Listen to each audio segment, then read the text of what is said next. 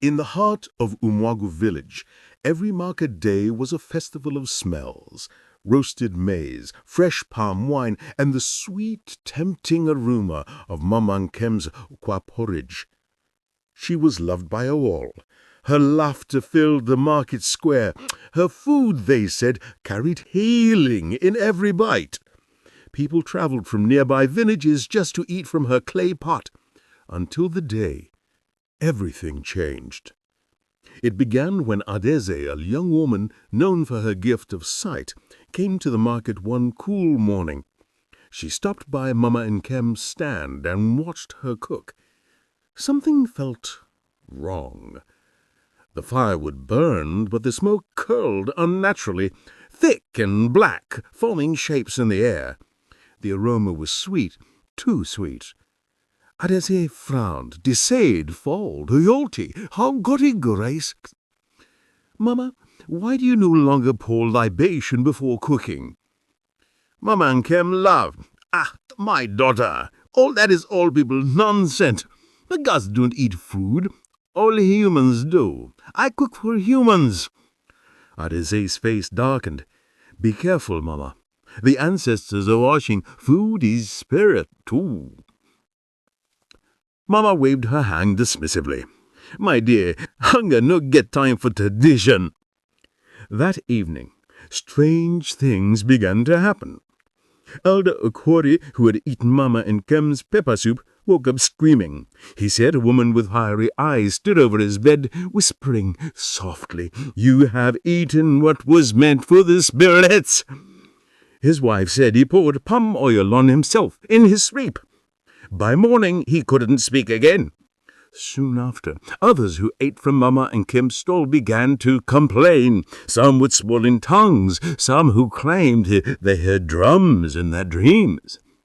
The village herbalist Dibia Ediamu said, The spirit of fruit is angry. Someone has broken the covenant of the kitchen. That night, Adeze dreamed of the old market, the one that stood before the new stalls were built. She saw women in white wrappers grinding melon with stones that glowed. One turned to her and said, Tell her to return the old pot. Adeze woke up trembling. She rushed to Mama Nkem's house before dawn. Ma, please, where is your old pot, the clay one your mother left? Mama sighed. I threw it away. I use stainless steel now. It's faster and rotten. Adeze gulped. That pot was sacred. It was blessed for feeding humans and spirits. But Mama Nkem only chuckled. You people and your fear of old things. I'll buy 10 new pots if that'll please them. Market day came again. Mama came to beg early. She set her new shiny pot on the fire as the crowd gathered. She began stirring. But the fire suddenly went out, and the pot kept growling. Everyone froze. The sound of drums echoed from nowhere, ancient heavy drums that shook the ground. Mama at him stood back, terrified. The frogs began to rise, thick like blood, bubbling, hissing. A voice came from the pot. You fed the spirits with disrespect.